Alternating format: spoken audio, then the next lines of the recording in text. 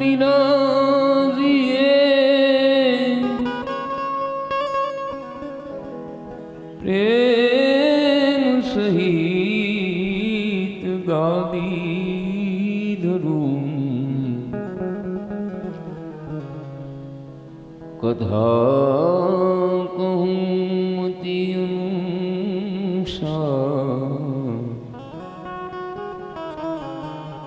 પદારીએ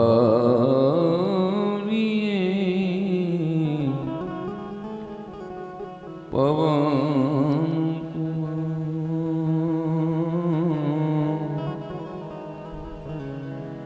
હે પધારીએ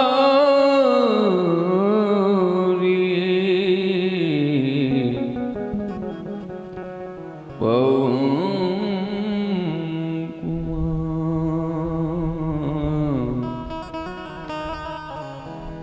પધારીએ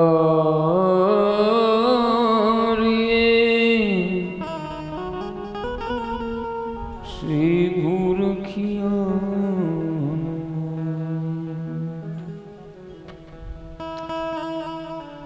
બોલો હનુમાનજી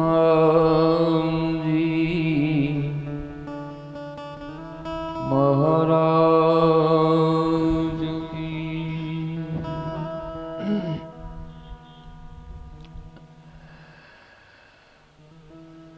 પરમાત્મા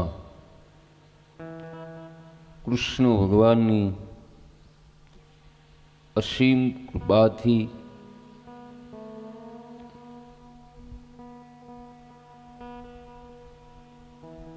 હનુમાનજી મહારાજના અનુગ્રહથી સર્વે સંતોના આશીર્વાદથી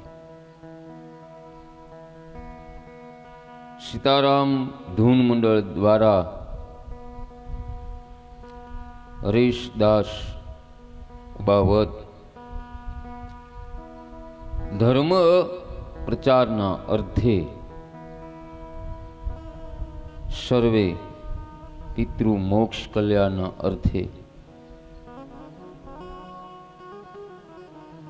સ્વાતિ પાર્કના આંગણે શ્રીમદ ભાગવત જ્ઞાન યજ્ઞનું પારાયણ. સૌ પ્રથમ હનુમાનજી મહારાજના ચરણોમાં પ્રણામ. સદગુરુ બજરંગદાસ બાપુના ચરણોમાં પ્રણામ. જગદંબા માં નવદુર્ગાના ચરણોમાં પ્રણામ. માયક ગણોને પ્રણામ. સંગીત ગણોને પ્રણામ. તેમજ સર્વે વિપ્ર સમાજને પ્રણામ.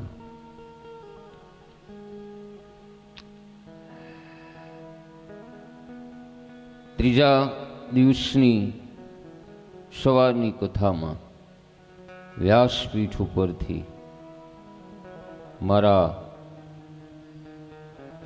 સર્વે પ્રેમી શ્રોતાઓને આપના દાસ ઘનશ્યામના જય શ્યા રામ, જય શ્યા રામ, જય શ્યા રામ. કથાનું દર્શન કરતા પહેલા ભગવાનનું ભાવથી નામ કીર્તન કરીએ. પ્રભુ તમે છો મારા જીવન રથના સારથી.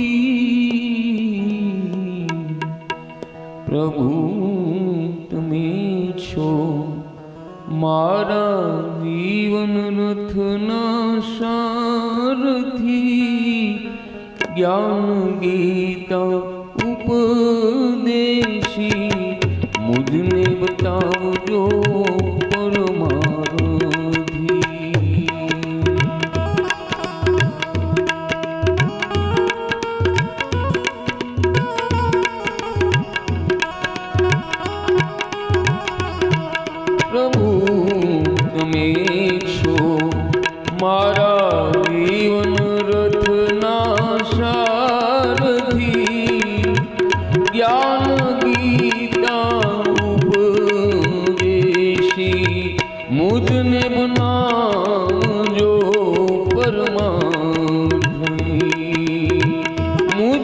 બનાવજો પરમાર્થી.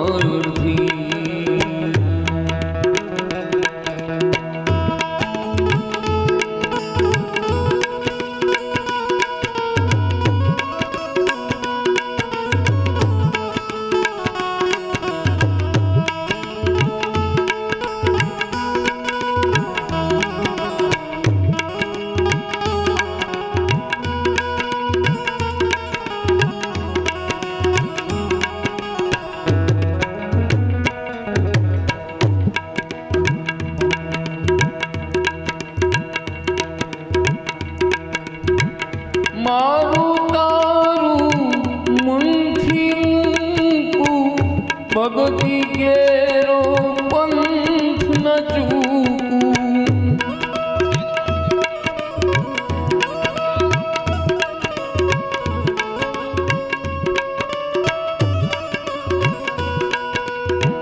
મારું તારું મનથી મૂકું, ભક્તિ કેરો પંથ ન ચૂકું.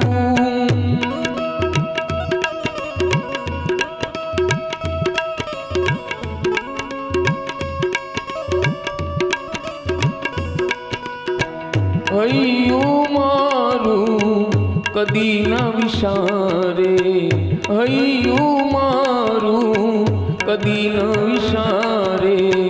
આ દુનિયા સે સ્વાર્થી, પ્રભુ તમે છો મારા જીવન રથના સારથી. જ્ઞાન ગીતા ઉપદેશી મુજને બનાવજો પરમાર્થી. મુજને બનાવજો પરમાર્થી.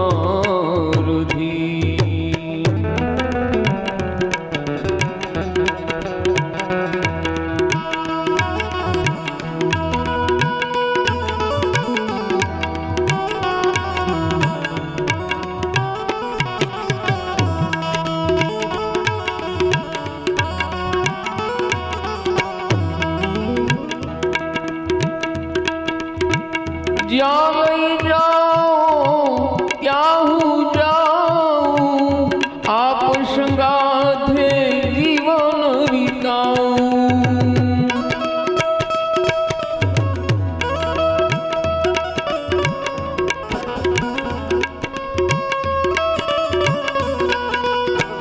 જ્યાં લઈ જાઓ ત્યાં હું જાઉં, આપ સંગે